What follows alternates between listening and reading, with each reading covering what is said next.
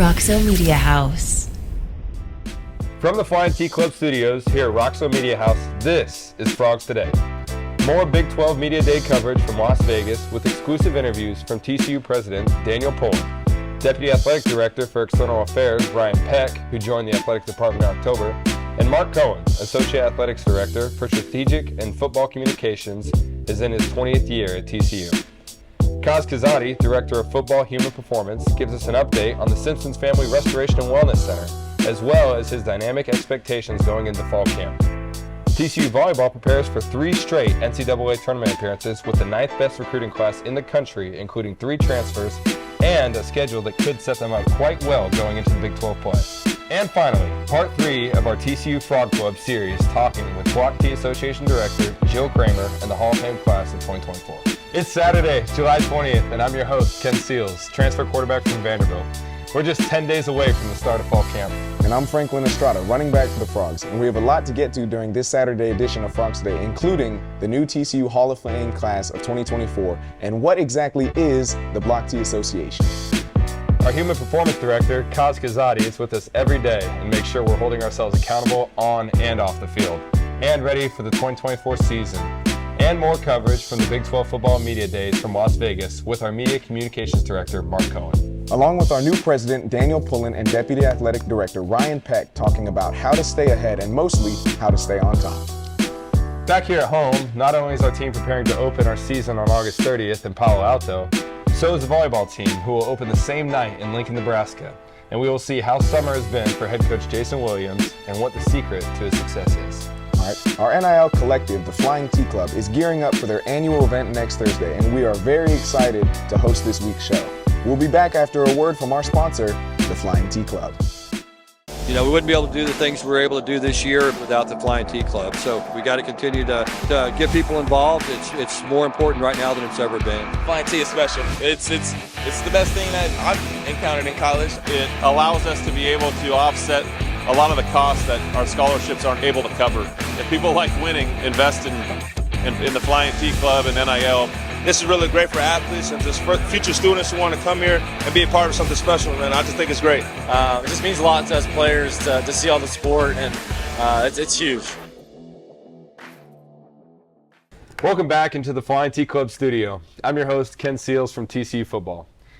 We would be a little worried if we didn't start off the episode with Kazadi, so we'll get right to it. Coach Kaz is our strength and conditioning coach, but officially he's the Assistant Athletic Director for Football Human Performance, and there's a new $50 million project that will be ready next fall, the Simpson Family Restoration and Wellness Center, and what that project will do for our student athletes and his process and making sure that it meets the needs of a champion. Yeah, first of all, I want to thank the Simpsons for their donation and their just contribution to the program and helping us promote wellness and health to the student athletes. You know, when you talk about wellness is a mental thing first, right? You can't be well unless you're mentally and emotionally stable.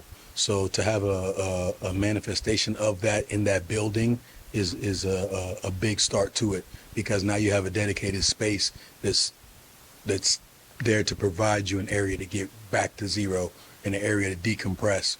You know, it's a very important aspect when it comes to training and athletics, because it's hard to push a young person to another level until they recover from what you're doing. So you're either rebuilding or recovering all the time. You're either training or recovering all the time. And now you have a space dedicated to that and encourages you to come in and find balance. So it's a very exciting deal. And from what I know, there's some attributes in the building that should be one of a kind and haven't been done before. It's just making sure that it's functional, making sure it meets the needs of the champion. You know, so what does a champion need in the environment? You know, do they have enough space to train and train safely? Do they have enough space to grow? Does the program have enough space to grow? So, you know, everybody involved, the administrators, you know, all the way, you know, Jeremiah Sink, Coach Dykes, everybody's just been, you know, 10 toes down and both feet in with the project, and there's been a bunch of input, but it's all focusing on the student athlete and making sure that we're putting them in the best position to recover, rebuild, and then press on. The ever-changing world of college athletics is refreshing to Kazadi, and his role at TCU is the best job on the planet and top 10 in his mind. But why? Well, it is fun. I got the best job on the planet. I mean, I would argue if my job is not a top 10 job, someone needs to show me what the other 9 are. Because I believe there's certain qualifications to say you got a great job. So location. And when I take a look at location, I'm in the state of Texas. Last I checked, that's a pretty big state as far as, the area goes and population goes. And then I'm like, okay, then after that you say, okay, from location, you just want to say, population. I mean, it's dense. It's the DFW area. And then connectivity, you have multiple airlines and airports and people coming in and out, so there's access to the area. Businesses are coming in and out of this area. So then you say, okay, now look at the education system. How many universities are in this area? And you're like, okay, within a 5-hour drive, you can throw a stone and hit a university, right? The university I work at is a private university, but it's in a blue-collar city in Fort Worth. You start looking and you start asking yourself, wait a minute, am I fortunate or lucky? Either way, I believe that this job and this position that I've been fortunate enough to have deserves passion every single day. And it deserves you to appreciate it every single day, because I believe it's the top 10 job on the planet. Coach Kaz talks about how every semester is a new semester and what the program looks like going from spring to the summer, preparing for the fall. It's a relationship business with a new team every semester.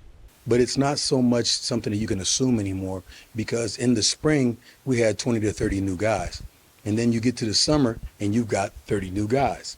So for all intensive purposes, you have a new team every semester.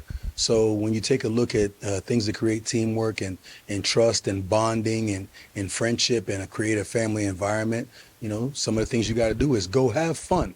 Go have genuine fun and let the relationships build organically. And how do you do that? A little bit of friendly competition, In the spring, when those guys came in, it was more about evaluating whatever previous or prior injury history that they had and trying to find a way to train about it and around it so you could set yourself up for the summer. I think when a guy comes in the spring in your program, if you're inexperienced, I think you go guns blazing in the spring. And then now you put him in a bad situation in the summer. What we did was we started out slow in the spring, try to get an understanding for each individual athlete that came in. And then in the summer, you see that slow cooking, the benefit of that slow cooking. You see the development, all of a sudden guys just improve almost overnight because you didn't rush it in the spring. It's been a refreshing deal for me. And the reason I'm saying that is because it reminds you that this is a relationship industry. You are in the development business. It's not like going to the store, picking up groceries and never talking to the cashier again. You are going to make a relationship with this young person. And if you do a great job with relationships, guess what? They hesitate to leave. They hesitate to transfer. They consider you somebody that cares about their well-being. So I think it's refreshing because it keeps you on point, And I was fortunate enough to spend some time in the NFL as a player and as a coach, and it resembles that free agency, that free agent conversation. And you hear the free agent when there's a lot on their mind, they will touch base with the coaches. I like this coach. Is my relationship with this coach more valuable than someone else's dollar? So I think it forces you to be better interpersonally. It forces you to be better when it comes to education, and when it comes to communication with the young athletes. You got to do a better job, because now you're dealing with a potential businessman whose frontal lobe hasn't developed yet. So you've got to be able to paint a picture and create an image that sticks to him. Did the spring meet expectations, and in Kazadi's mind, have they progressed at a level they can win championships? What does that even look like in his mind? Here's the weird deal, and because you're asking me, I can just be honest with you. I suffer from I can't tell until the year is over. I can't tell if we've had a good spring or a good summer until Coach Dykes' year is over. And when Coach Dykes' year is over and there's no bodies in the training room and there's less surgical numbers and our guys are healthy and they're excited about whatever they've put together, that will let me know how spring and how summer went. if I look at that and I grade that independent of the outcome, I feel like that's just a little selfish. You see what I'm saying? Because how could I have had a good training block if the product doesn't perform well? So once the product performs well, we'll know if we got everybody emotionally connected to each other, in family atmosphere, because you're going to play harder for somebody that you love. You're going to play harder for somebody that you deem as a friend of yours, right? And in the NFL, you would play harder if you're trying to get to your next contract. So finding out what somebody's motivation is that came here is critical. Coach Kaz is one of the most passionate coaches I have ever been around. And in all honesty and truthfully, we're very fortunate to have him at TCU. Next up, TCU volleyball. As we prepared to start our season on August 30th, so do they, as they'll travel to Lincoln, Nebraska to take on Oklahoma and Nebraska, setting them up for another dynamic season. Head coach Jason Williams continues to be hard at work putting his team together, and the summer remains busy with over 1,000 prospects on campus and his own student athletes getting after it. Yeah, it's a really good class. They all play for top clubs. They're all winners. Couple of them are like really, really special elite caliber players. And just the maturity with this group is they're going to come in, and a couple of them are going to fight for playing time right off the bat. I've been telling everybody, like, I really love the makeup of our roster right now because we have experience from 2 years right with us. We have some experienced transfers coming in, but we have this first time, for me, class that could come in and make an impact. And they're bought in. They were bought in when we signed them. So I don't feel like I have to start all over, right? Like, they already know what we're looking for. They know what our standards are. And so I'm super excited about this group. What is the secret to his success for his program? He received a contract extension through 2028 after two of the best years in TCU volleyball history. And what do we expect to see out of his program on August 30th? I think you're going to see a little bit of what we were at the end of last year, but we may have, the Beccas that haven't played with us very long, maybe a couple of freshmen that are playing. And, it could be a little messy early, but I'm excited about once we get through maybe the first 4 weekends that we can start putting some things together. I scheduled Nebraska because it would be a great win on first weekend, so that wouldn't surprise me if we were able to sneak one out, but I know it's going to be a battle. A dynamic new team with a healthy mix of returners, transfers, and true freshmen could be exactly what is needed to continue the positive trend in TCU volleyball, and the schedule doesn't get any easier. I think, honestly, we've been able to do a good job of creating buy-in, and then I think the trust has built quicker than that usually happens, right? We were able to build some trust with the players that not only do we know what we're talking about, but that we care for them and what's best for the program. And to me, once you get buy-in for the program first, then you can start working on individual accolades, and then you can start, thinking big time. So Sweet 16s, Final Fours, from there. Yeah, I think, again, if you're thinking Final Four, right, you got to play Final Four caliber teams. We learned this when I was at Baylor before. We had played good teams in preseason, and we were prepared to get there because once you get past the Sweet 16, you're playing Final Four caliber teams really the whole time, and we can learn from those matches. And then if we win, right, it's a huge RPI boost. But last year was tough. We scheduled hard, and we got close to not qualifying for the tournament just because we took some dingers in conference. But this year I feel like we'll have a little bit better conference success. And so I want to play the best because I want to be the best. What does the rest of the summer look like as players report on August 7th? Yeah, summer's been pretty hectic for me. We've had a lot of camps. So club camps, USA volleyball camps for me, our camps here, So it's been busy, but a good busy because for me the recruiting is my lifeline, and then just getting kids and families on campus is huge. So we got a couple more camps that we'll finish out, and then they'll finish summer too, still doing open gyms and workouts. They'll have a little bit of a break, and then August 7th is when we start back up. So the 8th is our double days 7th is our meeting. Yeah, it's coming right around the corner. Frogs on 3! 1, 2, 3, frogs! We wish Coach Williams the best this year, and our teams will be supporting each other throughout the fall. We'll take a quick break and be right back. At Higginbotham, we put people first. So we simply start by listening to you. Whether you're searching for customized insurance, HR, or financial solutions to protect your home, car, health, business, or employees, our specialists are here to serve you, the people you care about, and your success. Higginbotham. Insurance, HR, and financial services. Inspired by you.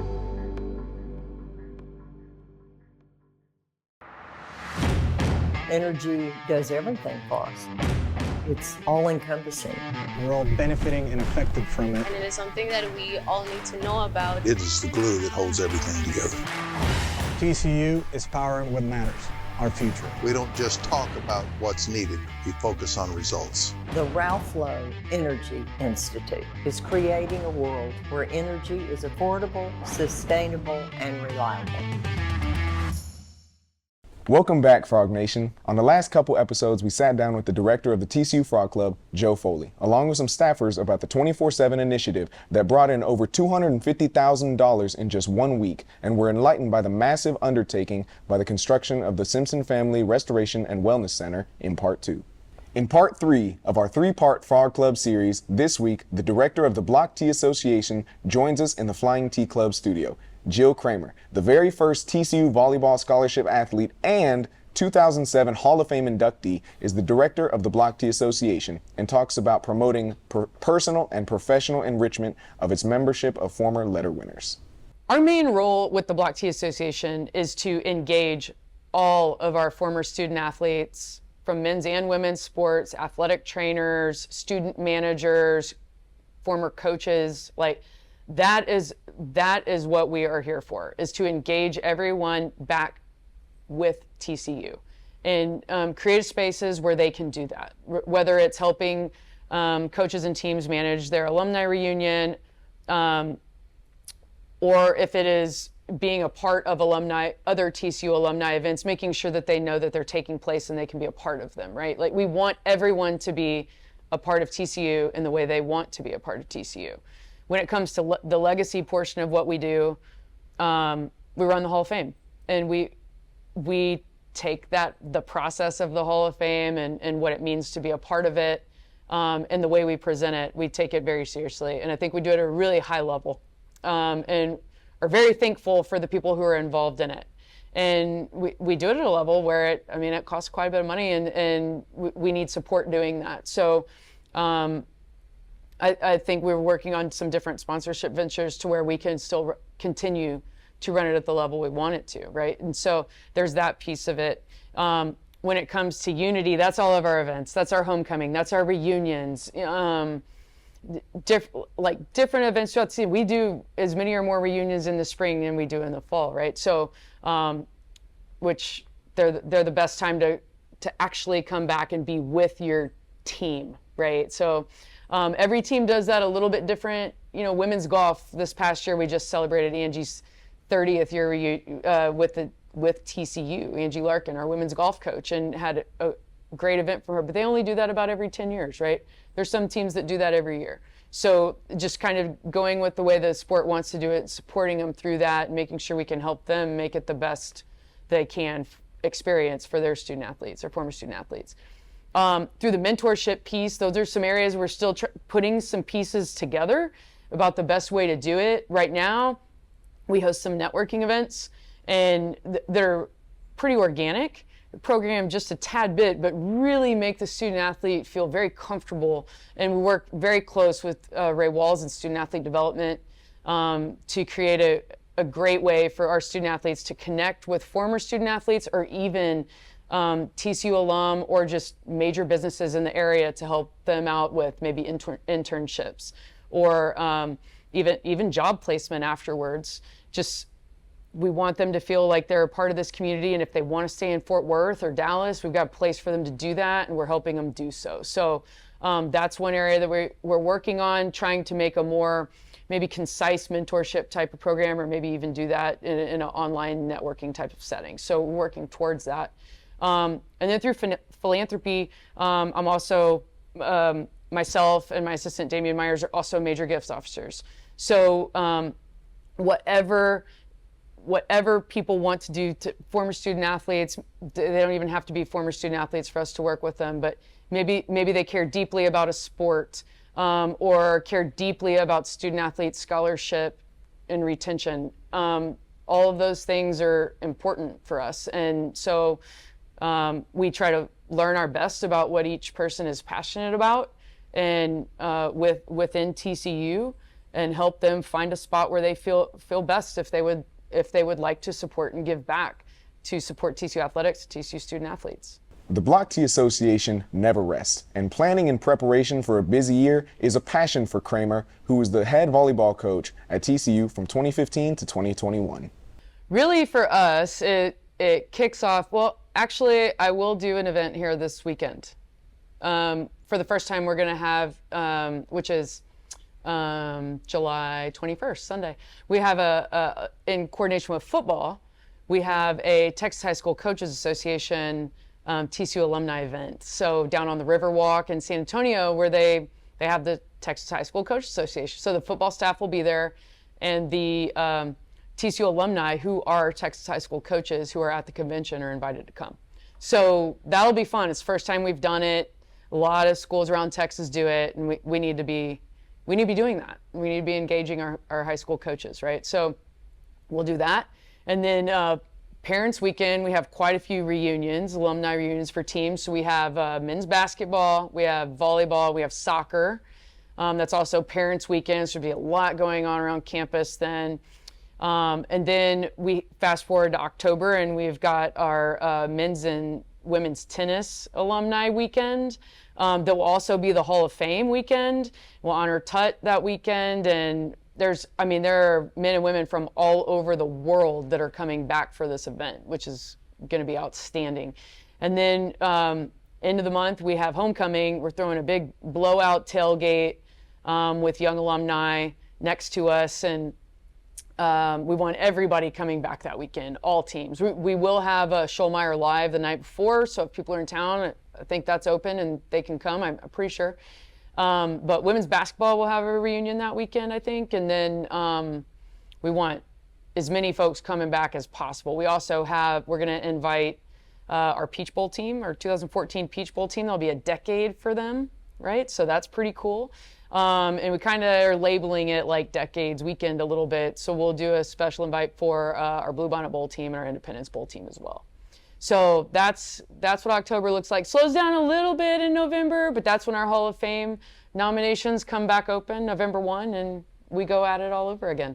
We'll go to Stanford and co-host an event with alumni. I think some details are being put together for that, but also our women's golf team plays out there that same weekend, so it could be a Labor Day weekend, Palo Alto to Pebble trip for any alumni that want to do that. And then we'll also host something in Kansas City, and we'll putting some details to that together right now too, but it should be somewhere in Power Light District that Friday night before the game.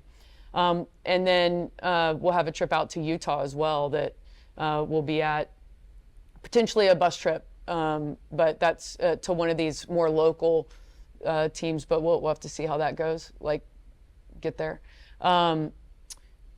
However, the big thing that I'm trying to do this year, Block T Association is trying to do this year, is get student athletes, former football players, maybe to, address the crowds at the tailgate. That'll be a nice little thing that we'll do for programming this year that I think will be fun. The Hall of Fame class of 2024 has already been selected and will be inducted on the weekend of October 3rd and 4th. The Hall of Fame is the biggest event for the Block T Association. What does that process look like, and what do we know about this year's inductees? So the Hall of Fame, the TCU Athletics Hall of Fame, is by far and away the most elite event that we put on in athletics. And so this year, like every other year, we have a great class. And, this will only be the second one that I'll kind of be a part of. And both years, it's such a great class. But, I can't think of a TCU Hall of Fame class that wasn't a great class. We have great athletes. We have a very rich history here in TCU athletics, and also great ambassadors of our university. So it's harder. It's actually harder to pick than I think it's ever been. And we've got a great group of screening committee, advisory board members who work diligently to help put together a great class. And so this year we have a gentleman named Marcus Cannon from our football team who's going in, Tom Hoagie, who played golf here, Jason Coates, who played baseball here, Helena Spierdstor, who I think I said her name right, but she played women's basketball here, and then Lisa Ford, who ran track here. And then in our vintage category, a gentleman named David Walker, who ran track. And then our special contributor this year is Tut Bartson, who this year we will also celebrate his 50th year of his tenure here at TCU. And he's the first coach to go in who was not also a student athlete here. And what a tremendous person, what a tremendous coach. And when it comes to legacy, he not only was very successful as a coach, but he coached our current national champion coach and his assistant.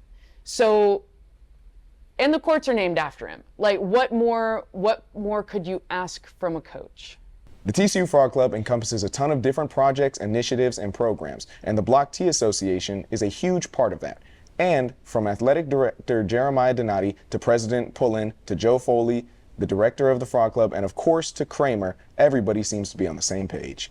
Very much so. And you got to be running on all cylinders, right? You've got to take the best of what you can give in each area and be open to ideas. Like, how can we make this better? And that is what I think is most important right now, is that in this changing environment of college athletics, you've got the Big 12 that is being very innovative. You've got TCU that is determined to be very innovative. And all those minds are coming together and creating some great things. I mean, we're working with people all over campus, whether it's Rodney DeSouza and Neely, right? Like with entrepreneurship and innovation. That's huge. And we have former letter winners in there. Cedric James comes in and talks to the football team often about things like that, right? So I think everybody putting their minds together to do the best that we can with what we've got is really important, and that's what you see happening. With over 20 years of collegiate coaching, taking over as director of the Block T Association, she is very passionate about her role, as well as the TCU community and, of course, the entire TCU athletic department. Now on to continuing coverage of the Big 12 Football Media Days. The summer is coming to a close, and Las Vegas was this year's site of Media Day for the first time in Big 12 history. The Big 12 is changing the collegiate landscape, and TCU must start ahead of it. We were able to catch up with TCU President Daniel Pullin, Deputy Athletic Director for External Affairs Ryan Peck, and Associate Athletics Director for Strategic and Football Communications Mark Cohen about the ever-changing world of college athletics. We're always changing. We're always seeking new market opportunities. We're always working hard to put our student athletes in the best position to be successful, not only just on the field, but in the classroom and in life. And to do that, we have to understand what the market needs, including the market for student athletes who want to get a great education as well as perform athletically. When you think about where we're at as a university and as an athletic department and just the changes that are taking place in college athletics, and I think our department, and we're ready for it, and kind of preparing for what the future looks like, and knowing that the conferences are getting stronger with 4 new teams coming in and kind of building for the future. We talk about it daily, is how do we continue to stay at the top and use all this uncertainty as a competitive advantage, kind of through NIL, through revenue sharing, through whatever else may come our way to kind of strengthen our portfolio for our 22 sports over the next year and beyond. Well, I think it's all about a culture of connection. We understand that our institution over the 150 years of existence has really been built by people who care deeply about it. Certainly our current students, but our alumni, members in our business community, who want to have a great university in their hometown. We're all innovating together. We're all thinking as differently and collectively as possible. And that's why I think you see TCU, not just athletically, yes, but also academically and from a community partnership perspective to continue its rise. Well, it just shows the commitment that TCU has to athletics. You know, when the strategic plan came out for the university, one of the pillars was athletics. Athletics is very important to TCU. As Jeremiah Donati announced recently, you know, we're going to do, you know, everything on the permissive revenue sharing plan. We're all in on it. There's a great commitment, and that's what attracts student athletes to TCU, because for a normal or just non-athlete, the traditional student at TCU, athletics is such a big part of their campus and everyday student experience. And so you just smile when you walk by the, the projects that we have underway right now that'll be completed next summer.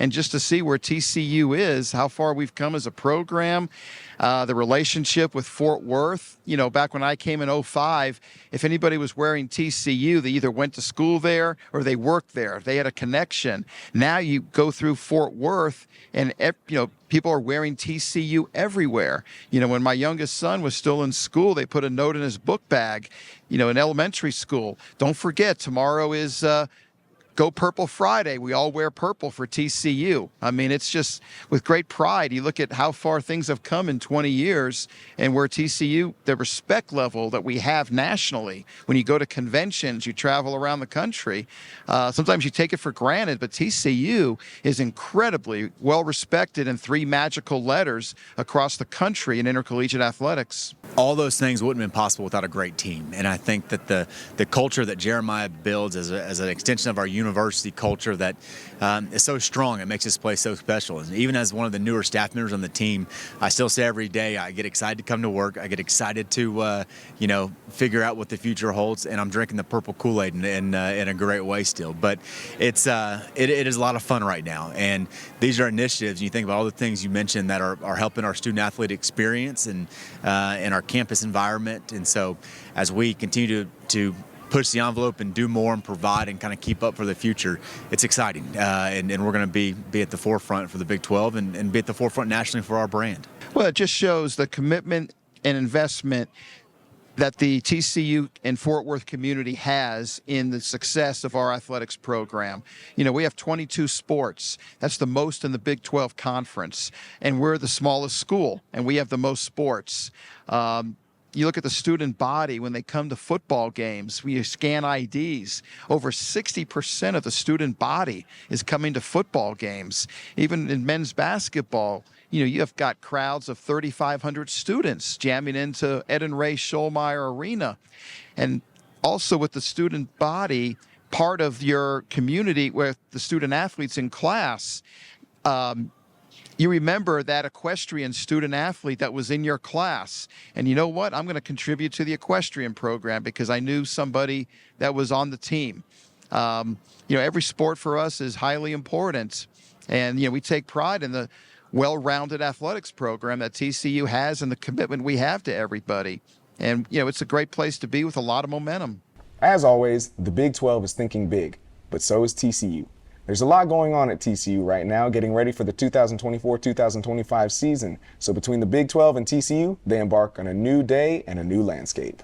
I'll say this, I've been under the hood a couple of times with Commissioner Yormark, and I think he brings a dynamic salesman, shark, innovator, kind of push the envelope approach that at times in college athletics that hasn't always been common. And so now we have a new day and a new landscape for what our future may hold. And so I'm grateful for his leadership through this and some of these new initiatives that are very well thought out, and it is outside the box type of thinking. But when he talks about, a halftime show with Nelly at the championship game, and that's when the viewership peaked for that game. And as a lot of these things that we do for the Big 12 brand on a national level, and then the television contracts that are coming up in 2030 that we all know are a substantial part of our annual revenues, if we can grow that by doing things a little bit differently to make us stand out, we have to think that way this day and age. And it's And it takes a lot of people, takes a lot of effort, a lot of calls, a lot of time. I know, especially Jeremiah with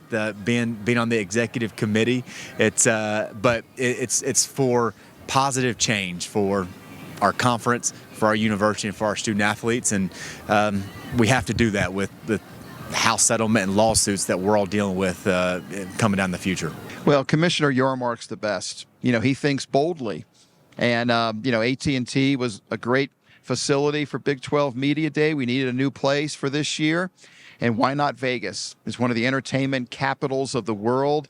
We're in the Allegiant Stadium where the Super Bowl was played, the home of the Raiders. With the 4 Pac-12 schools that came in, it kind of brings a lot of West Coast media to this event. It's just been a win. And our players appreciate the fact that they are selected by Coach Dykes to represent the program on this big stage. Cohen, who has been at TCU for 20 years, talks a little bit about how TCU has changed the most. Everything has changed. It's a different world than when I first arrived at TCU in 2005. We had just joined the Mountain West Conference. Danny Morrison was our athletics director, and the athletic staff we now have was about half the size, and we didn't have the facilities. Now we have college freshmen, GAs that work at TCU, current student athletes. To them, TCU has always been in the Big 12. We've always had the new Amon G. Carter Stadium. They don't sometimes know or more so appreciate, like some of the veteran guard does, of just how far we have come. We used to be that little school that could. That was the narrative when we won the Rose Bowl, but we don't use that anymore. Now we are a legit power conference institution that shows you can play for a national championship in football. You can win national championships in other sports. And the 22-23 athletic season showed that TCU is a legit institution when it comes to the highest level of competition and the ability to win national championships. So what is it about the TCU community that has kept Cohen at the helm of TCU communications for 20 years? It's just the people. I've been fortunate to work with nearly half the ADs in TCU history. We've only had 8.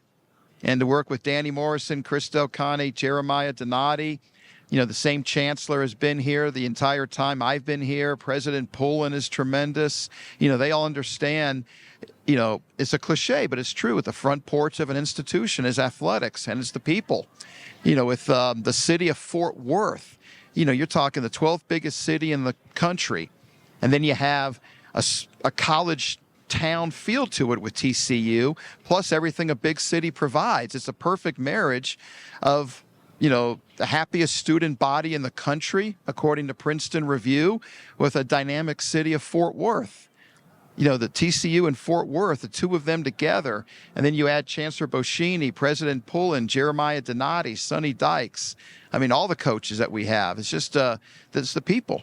TCU President Daniel Pullin is always looking for everyone's best ideas to continue to grow TCU and make sure that everyone involved at TCU has the best experience possible. Because at TCU, if you can dream it, you can do it. And so we're looking for everybody's best ideas. We're going to put those in motion, make them actionable, and our brand, our students, our student athletes, and what we can mean to our community will all benefit.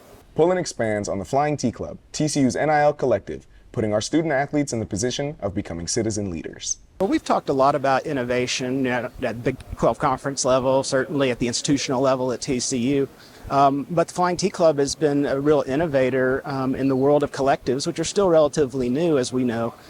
Just the way they were able to put our student athletes not in the position to earn money, but to really make a difference by giving back in the community with 3 really powerful, important community service organizations. We're in many ways putting our student athletes in the position of becoming the citizen leaders long after their playing days are over, the citizen leaders that communities like Fort Worth, state of Texas, and beyond need. So what they've done is very innovative, it's very powerful, and it's very appreciated. We will take a quick break and be back to close the show. We will be right back. Simply the best barbecue in Fort Worth. Dine in, catering, or drive-through. 2900 Montgomery, just off I-30. Remember, the best barbecue in Fort Worth is at Railhead Smokehouse. Welcome to the Squire Shop. We are locally owned and operated since 1994. We specialize in the finest men's clothing that the market has to offer at affordable prices with unbelievable service. We do custom clothing all the way to more casual, Peter Millar, Johnny O, kind of everything. Well, my dad's the owner, so I've been around retail my whole life. Oh, it's great. I mean, it's the best boss I'll ever have. I know that. We love our TCU community. They have been so good to us. Come see us today. Go Frogs! Well, that just about does it for this week's edition of Frogs Today. We've enjoyed bringing you all the TCU athletics news and notes. I'm Ken Seals, and for TCU football and for everyone behind the scenes here at Roxo Media House. I'm Franklin Estrada, and we've loved hosting the show this week. Fall camp starts in 10 days, and we'll be back in the Carter before you know it. This has been Frogs Today for Saturday, July 20th. Thanks for joining us, and always, Go Frogs! Well done. That's pretty good.